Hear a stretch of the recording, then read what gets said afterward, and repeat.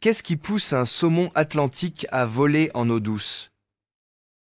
La question de savoir pourquoi les saumons qui se rendent dans les rivières d'eau douce pour frayer et refrayer mangent des mouches ou des leurres alors qu'ils ne sont pas dans la rivière pour se nourrir a toujours été fascinante. Tous les saumons atlantiques se nourrissent principalement des riches zones d'alimentation océanique proches des îles Féroé et du Groenland, ou en route. Alors, pourquoi mangent-ils des mouches ou des leurres? Mes réflexions personnelles sur ce sujet sont variées, car les pêcheurs de saumon rencontrent de nombreuses espèces de saumon dans les rivières écossaises. Le premier type de saumon est plus facile à identifier lorsqu'il s'agit d'un saumon récemment remonté et encore en train de pêcher sa proie, ou lorsqu'il est présent depuis plus longtemps, alerte et en état d'esprit propice à la pêche, à la mouche, parce que ces poissons n'ont pas encore abandonné leur ardeur de pêcheur en mer, ou parce qu'un événement les a mis dans un état d'esprit réactif, ils suscitent de solides observations à la mouche, signe que vous avez attrapé l'un d'eux. De ce fait, ces poissons sont les plus faciles à capturer. Une fois que les saumons se sont établis comme résidents dans les rivières d'eau douce, leur capture peut devenir beaucoup plus difficile. Étant donné que les pêcheurs de saumon sont présents en rivière presque tous les jours de la semaine, ces poissons sont habitués à voir les mouches et les leurres, ce qui signifie qu'ils sont généralement bien éduqués. Cette attaque quotidienne peut souvent prendre les gens par surprise. C'est pourquoi il est souvent nécessaire d'employer diverses stratégies pour les inciter à réagir. En eau chaude, lorsque les saumons sont profonds, une stratégie efficace pour les attraper consiste à placer votre mouche juste entre eux avec des plombs lourds et à créer un mouvement de mouche erratique. Cela permet de différencier votre mouche des mouvements de balancement ennuyeux et plus hauts que la normale du pêcheur moyen. En nageant la mouche de manière profonde et erratique, vous parviendrez souvent à convaincre une truite, autrement indifférente, de la mâcher. Il arrive aussi que les truites ne mordent à la mouche que lorsqu'elles ne s'y intéressent pas. Il s'agit d'une forme d'agression territoriale, déclenchée lorsqu'une mouche nage trop près de leur point d'ancrage. Ce comportement trouve son origine dans les premières années de vie des truites en rivière, durant lesquelles elles développent un comportement territorial extrême et maintiennent une distance d'environ 1 mètre avec les autres truites. Lorsque les truites résidentes adoptent ce comportement, il est essentiel de revoir la taille de vos mouches et d'utiliser des hameçons petits et pointus. Cela permettra à la truite de s'accrocher à la mouche sans que vous sentiez la morsure et qu'elle ne grossisse pas comme avec une mouche à truite classique. Il est possible qu'un saumon morde ou suce une mouche sans que le pêcheur ne s'en aperçoive. J'ai été témoin de ce genre de comportement à maintes reprises au fil des ans, depuis mes sites d'observation en haute mer, avec mes polaroïdes, et j'ai eu l'occasion de fournir aux pêcheurs des instructions précises sur le moment opportun pour resserrer la ligne. L'une des plus importantes contributions au gaspillage dans l'industrie de la pêche est la pratique du chalutage. Pour la protection des pêches d'Alaska, chaque pêcheur, qu'il pratique la pêche sportive, de subsistance ou commerciale, a la responsabilité d'assumer sa juste part du fardeau de la conservation. Quand on pense à la pêche en Alaska, on pense souvent aux gros poissons, abondants en termes de variété d'espèces pêchées. Même si ce vaste territoire recèle encore d'excellents lieux de pêche, de nombreux capitaines chevronnés gardent de précieux souvenirs de l'époque où l'on y trouvait de grandes quantités de poissons, et toutes sortes de poissons imaginables.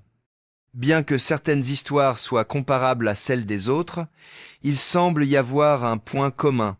Certains poissons emblématiques de l'Alaska ne sont manifestement plus aussi énormes, ni aussi prolifiques qu'il y a 2 ou 3 décennies. Ces affirmations d'une taille et d'une abondance plus faibles sont corroborées par les données actuellement disponibles. Il est impossible de parvenir à un consensus sur les facteurs à l'origine de ces déclins, et même lorsque nous trouvons des solutions, il semble que de nouvelles questions se posent. Chaque fois qu'une détérioration de mère nature se produit, il n'existe presque jamais de cas définitif. Plusieurs variables contribuent presque toujours au déclin d'une population, dont beaucoup résultent de facteurs indépendants de la volonté humaine. Il faudrait vivre dans une grotte pour ignorer que nous observons des changements climatiques, quelle que soit notre position sur le sujet. Il s'agit d'un processus naturel qui connaît une série de changements depuis la nuit des temps et qui peut avoir un impact dévastateur sur les espèces confinées à une niche environnementale spécifique. Le déclin du saumon royal et du saumon keta, déjà constaté, ainsi que l'effondrement catastrophique des populations de crabes dans le sud de la mer de Bering, ont également été attribués au changement climatique. Dans quelle mesure est-ce le seul facteur ayant contribué à leur déclin? Ce n'est pas le cas, mais je ne crois pas qu'il ait contribué à la stabilisation de leur population, ni au maintien de leur niveau actuel de contact avec les humains. Nous avons très peu de contrôle sur le cycle climatique et sur ses effets, mais nous avons un pouvoir sur la manière dont nous interagissons avec les différentes espèces. Tout pêcheur peut constater des modifications de nos limites de survie dès que les populations des espèces ciblées évoluent, que ces populations augmentent ou diminuent. Même si cela est impossible, les pêcheurs sportifs et ceux qui dépendent de la pêche pour leur subsistance souffrent aujourd'hui du déclin des populations de nombreuses espèces. La responsabilité de la conservation semble reposer systématiquement sur les épaules des pêcheurs sportifs dès qu'une espèce décline.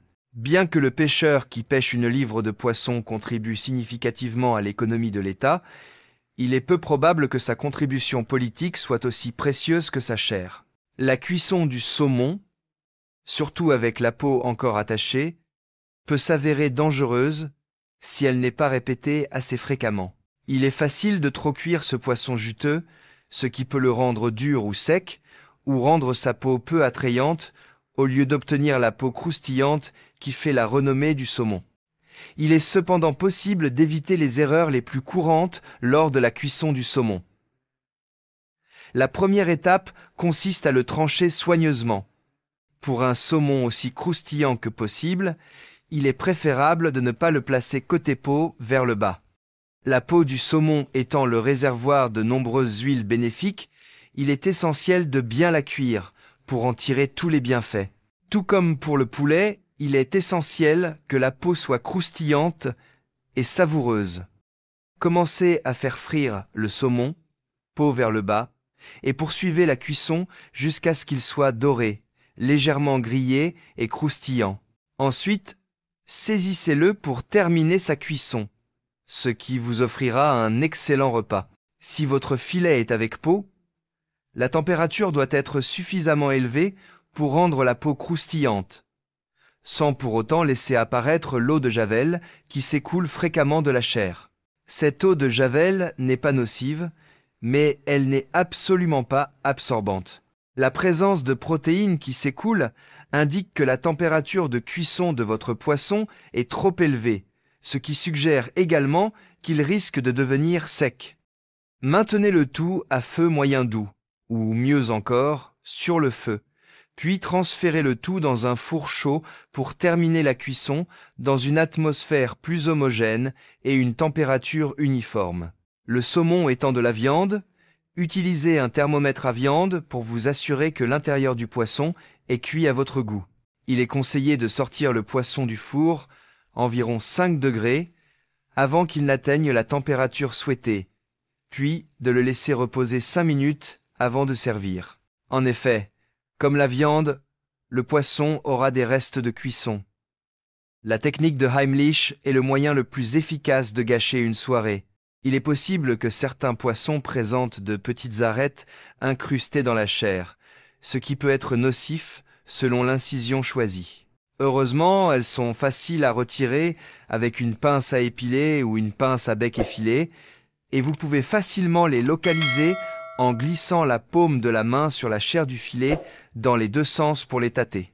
Cette précaution supplémentaire est généralement recommandée pour des raisons de sécurité.